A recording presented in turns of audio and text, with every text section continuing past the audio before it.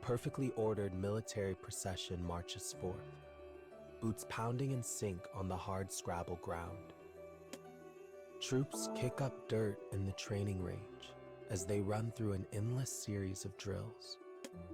If a person joins the military, they are essentially offering up their life to a country. For when the time comes, they will be thrown into battle without hesitation or mercy. Yet in this poor country, there is no end to the number of candidates eagerly waiting to enlist. This is because the monetary bonus for joining is substantial. Thousands upon thousands apply to join every year, each one drawn by the well-known catchphrase, "Join in a day, eat for a lifetime." But with so many applicants, the Army can afford to be picky, and most would-be recruits end up washing out. Those who are successful are assigned to one of several squads, where they serve under a captain, as well as senior squad mates who function as instructors. Squads eat together, sleep together, and train together. The idea is to teach discipline through group activities. This is a small base stationed at the border of the country. The new recruits stand in a row in the briefing room. At the front of the room, the captain calls the name of a recruit who achieved top scores in the military exam. In response, a young man steps forward and snaps off a dignified salute. The captain expresses his high hopes for the young recruit, who barks out aloud, "Sir, yes, sir," in reply. Everyone present can feel the ambition burning inside him. A few nights later, loud voices ring out in the dorm. The young man has started an argument with a fellow squad member. The two had been in competition with each other since the day they arrived, and often butted heads. Yet while the young man had a reputation for arrogance and was generally avoided by his fellow soldiers, he managed to form a sort of relationship with the other man, despite their rivalry. He was his friend, perhaps his only friend. As their argument heats up, the other soldiers gather around and egg them on, clearly enjoying the show. "You're always so goddamn selfish," cries the friend. He is angry, almost quaking with rage, yet the young man is equally furious. "Yeah, well, I actually have things I want to achieve."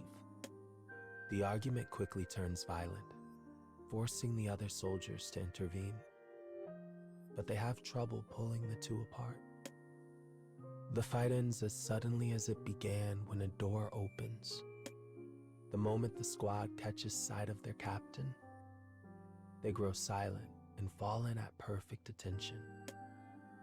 The captain just mutters and shakes his head at the pair before ordering them to clean the storage room as punishment. The senior who was responsible for instructing the pair is also ordered to pitch in, and his irritation is clear. When they reach the storage room, they find it in a state of extreme disarray. "Can't believe the damn captain is making me do this," grumbles the young man. "I mean, this is grunt work. What's even the point?" "Move your hands, not your mouth," responds the instructor. Accepting punishment is part of being a soldier. The silence of his fellow squad mates as they clean only spurs the young man's irritation further.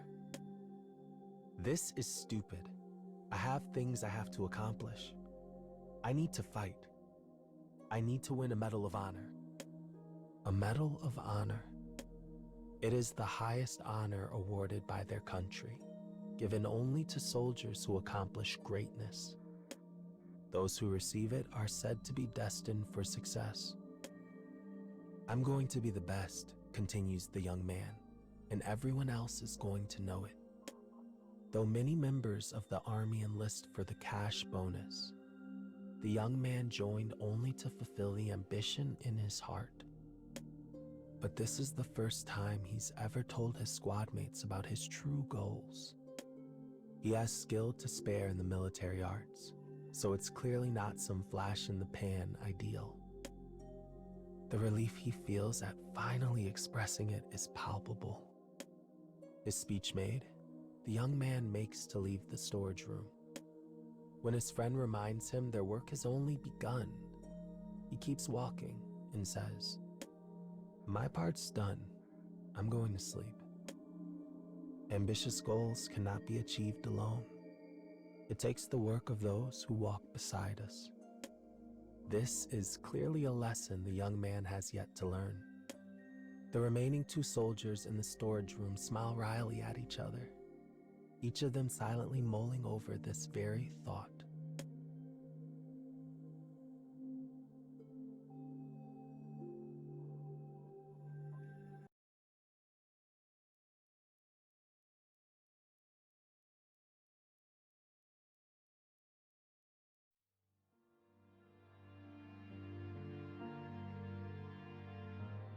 Several days later,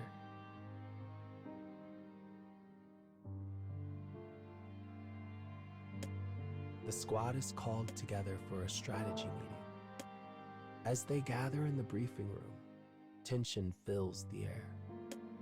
The silence is perfect. But after 10 long minutes, the briefing has yet to begin. It seems the captain has slept in. Again. This realization spurs the young man's frustration anew. Finally, the captain arrives in a disheveled state. "Sorry about that," he says to muted laughter. "Guess I missed the alarm again." This said, he turns serious, as does the rest of the room. "Here's the latest. We've detected enemy forces marching en masse toward the border." Any remaining smiles in the room vanish at this news. The captain begins explaining their mission. "We are to stop the enemy's advance and protect our nation's territory. And as luck would have it, this base is directly in their path. Our only objective is to protect this base. We just need the enemy to withdraw while keeping our losses to a minimum." The briefing room fills with murmurs at this news. Reactions run the gamut from enthusiasm to relief to unease. But the young man leaps to his feet and asks permission to speak. Stifling a tired yawn, the captain tells him to continue. The sneer on the young man's face is clear to all. After some initial comments on the state of the enemy, he voices disagreement with the plan and suggests a total annihilation of their forces instead. A nervous buzz ripples through the room, but the young man ignores it and continues pressing his case.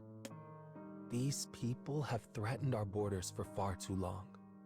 If we take out one of their squadrons, we'll be heroes. People will have to—" "That's enough, soldier," says the captain softly. "Remember what I said? The most important part of this plan is defending the base and keeping casualties to a bare minimum. Because if any of the men here die, that falls on me." Rather than backing down, the young man redoubles his efforts and engages in verbal sparring with the captain for some time.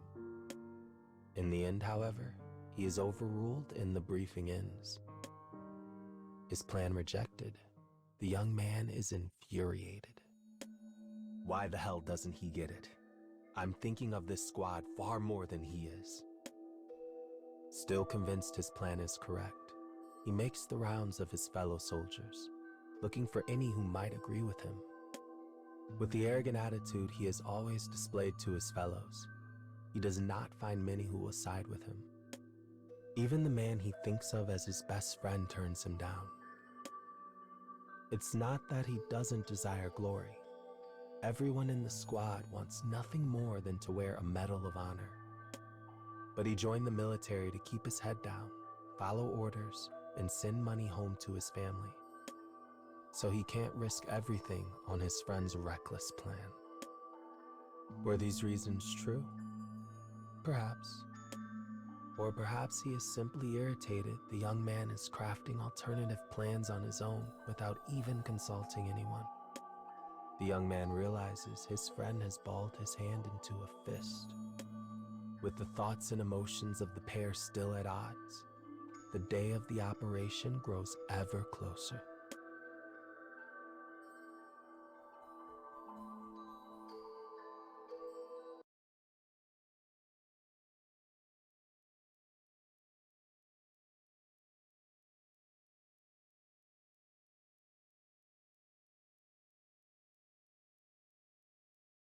The battlefield is silent. It's almost impossible to believe a war ever raged here.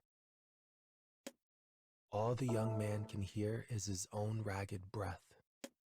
He stands in the borders of the base. Scattered before him are countless numbers of corpses. There is no doubt who they are. 4 hours earlier, the enemy arrives at the base, and the battle begins. The squad digs in and defends the base from the enemy, just as the captain ordered. But the young man, impatient with this war of attrition, decides to commence with his own plan. Taking advantage of the terrain surrounding the base, he launches a surprise attack that takes out half the enemy in a single swoop. He is joined by a handful of soldiers who see things his way, and though many of them fall in battle, their bold tactics force the enemy to initiate a full retreat. As he watches his foes scatter, the young man grins. "I was right," he whispers. "I was right." Though his squad had not accomplished much in battle until now, they are sure to earn praise for this great victory. He is one step closer to his Medal of Honor. With those thoughts in his mind, he returns to the base. But the sight waiting for him there is a hellscape. His squad mates, all of them, lie dead or dying on the ground. Dumbfounded, he wanders among their bodies, the smell of burnt flesh and blood and gunpowder stinging his nostrils. It is the most horrific sight the young man has ever seen. He forces his breathing to slow and resists the urge to vomit. "It's okay," he tells himself. "It's okay." And though his legs feel heavy and false, he forces them to carry him forward. But then his foot catches on something and he tumbles to the ground. At his feet is one of his squad members, heavily injured and covered in dirt and debris from an explosion. It is his instructor. Though he still breathes, it is with great difficulty, as he is bleeding from multiple wounds. "Hey, wake up." Realizing the young man is speaking to him, the instructor manages to open a single eye. It roves about blindly for a moment before finally settling on the figure of the young man. "You attacked the enemy. Knew you would. The captain tried to save you. He changed our formation. And now look at us." With that, the instructor draws one last, hitching breath before falling silent forever. "The captain did this for me," thinks the young man. "But I always caused him so much trouble." Unable to accept his instructor's death, the young man wanders the battlefield in a haze, searching for his captain. Instead, he finds what remains of his only friend. An explosion has blasted off most of his left leg, leaving a pool of blood at the base of the stump. "Good to see you're in one piece," says his friend. The fact he is still able to make jokes in such a condition is remarkable. The young man begins stammering out an apology. I'm sorry. I just wanted..." "I know," whispers his friend. "I wanted one too. Said this was for my family. but that medal sure would have been nice. With that, he speaks no more. Tears begin to run from the young man's eyes as he sets off again in search of his captain. He sees bodies, bodies, bodies, each one bearing a familiar face. Finally, he sees the captain and runs to his side. He calls out to him again and again, but the man makes no response. "Sir, I didn't mean..." He grasps the captain's ravaged hand. He wants the captain to reprimand him. He needs it. Otherwise, his apology would be meaningless. There's so much to say. He made a horrible mistake. He'd been wrong where the captain had been right, but he can scarcely force two words together. And the tears that pour down his face only make things harder. But then the young man realizes something.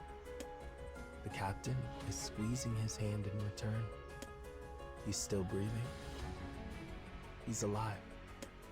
"Ah," says the captain weakly. "I'm glad you survived." The captain's eyes are closed. His senses all but gone. There is no way he can know whose hand he grasps.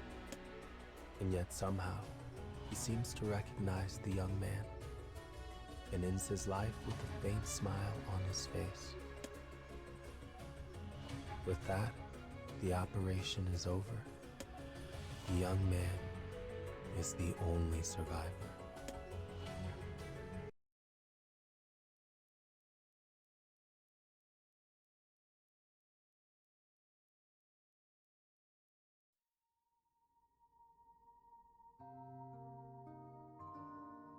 Though it came at the cost of everything, the young man is finally a hero.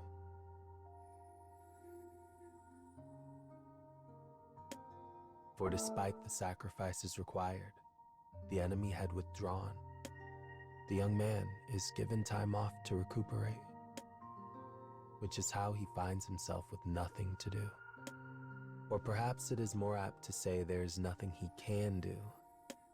Day after day, he hides in his house and attempts to drown his sorrows with strong drink. Empty bottles lie scattered across his floor. Rats run to and fro amidst the refuse and spoil. He wakes up, grabs a bottle, and drinks until he passes out. When he comes to, he begins the process all over again. If that was his entire life, it might be all right. But he sees flashbacks to the battle in his sleep, and these nightmares torture him. The battleground, the faces of enemies he killed, his squad mates dying before his eyes, his instructor, his best friend, the captain, all of them die in his arms. Day after day, after day, after day, after day, after day, after day, after day, after day, after day, after day, after day, after day. The nightmares play on repeat, bringing his life to a halt. If only I hadn't made that suggestion. If only I hadn't ignored my orders. If only, if only, if only. His world becomes an endless spiral of regret. Was there even a point to what I did? Do I feel pride in what I did? Was there justice to what I did? Is this all because of my selfishness? Because of a goddamn medal? Maybe I should just end it all. He drunkenly loads bullets into his gun, raises the muzzle to his temple, and stands. He places his finger on the trigger, closes his eyes, and breathes in a lungful of stale air. Hold on, everyone. I'm coming. He moves to pull the trigger, But he is drunker than he imagines, and with his eyes closed, his balance flees and sends him crashing into a nearby table. When he opens his eyes, he sees a familiar envelope. It is the kind used for notices by the military's highest-ranking officials. Inside is an official letter congratulating him on annihilating the enemy and announcing that he will be rewarded with a Medal of Honor and promotion to captain. Ridiculous, mutters the young man. Goddamn ridiculous. I'm only alive because the rest of them saved me. Seeing the letter again reminds him that the ceremony is tomorrow. Finally, he takes a handful of sleeping pills and falls into bed. He dreams. It is the same dream as ever. A dream of that day. But this time, it does not begin after the battle. Instead, it begins before he set off to face the enemy on his own. No, I won't make the same mistake again. This time, he does not initiate his plan. Instead, he remains at the base and kills every last enemy soldier he sees, swearing he will make sure they never kill again. He slays as if in the grip of madness. Enemy soldiers fall, so many he cannot count their number. But it doesn't matter. He will do anything to save his brothers. Suddenly, he looks out and sees the faces of the people he has been slaughtering. They are all part of his squad. His instructor, his friend, his captain. He killed them with his own hands once more. With a short cry, the young man finally understands. I'll never be able to save them, no matter what I do. The sickening dream wakes him up. The morning sun streams in through the window. It is the day of the medal ceremony, the day of what he thought was his dearest wish. What meaning can there be in someone who wiped out his own squad accepting a medal? How can he face their memory? And when the ceremony is over, he will be a captain, a leader with troops of his own. What do I do, Captain? How do I atone for my sins? He asks himself this as he puts on his formal dress uniform. As he stares at himself in the mirror for the first time in a very long while, he sees how emaciated he has become. With heavy steps, he turns his back on the ghost in the glass and makes his way to the ceremonial venue, almost as though it is his redemption.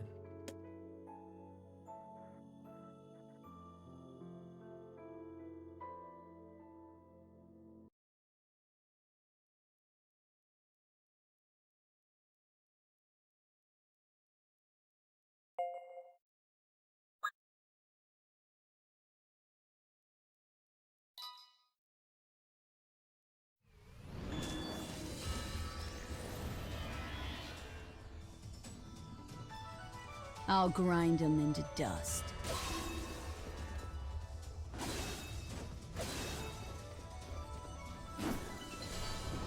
Come.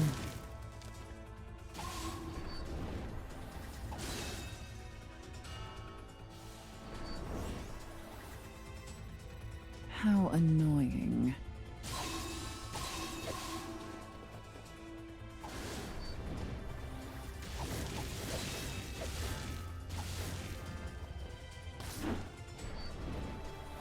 What a pain.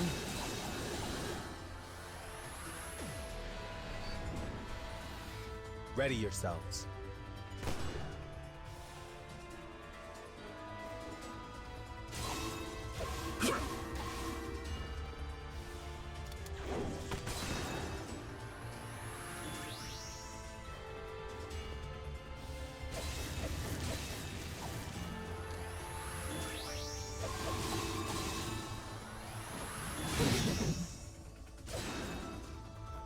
No hesitation, no mercy.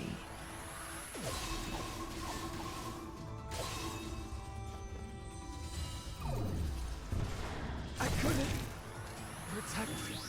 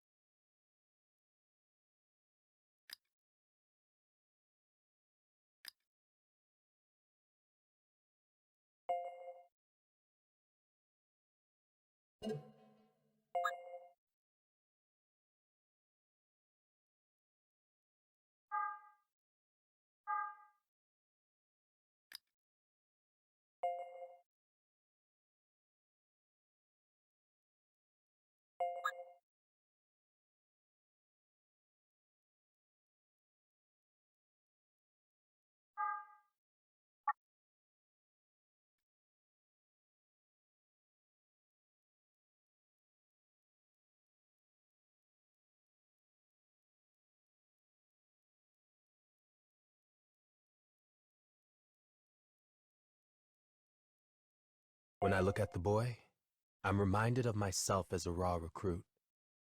They're not always good memories, but... Ooh, boy. Sounds like another fight is breaking out. When I look at the boy, I won't repeat my past mistakes. This time, I'll make sure every last person comes back alive. You can trust me. When I look at the boy, my goal is to lead my people into battle and return without a single casualty.